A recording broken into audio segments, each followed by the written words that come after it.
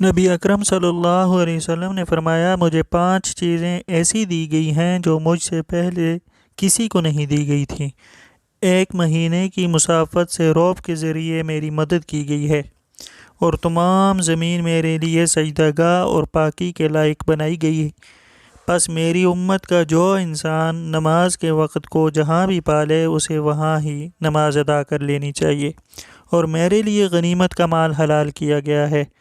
مجھ سے پہلے یہ کسی کے لیے بھی حلال نہ تھا، اور مجھے شفاعت عطا کی گئی ہے، اور تمام انبیاء اپنی اپنی قوم کے لیے مبعوث ہوتے تھے، لیکن میں تمام انسانوں کے لیے عام طور پر نبی بنا کر بھیجا گیا ہوں۔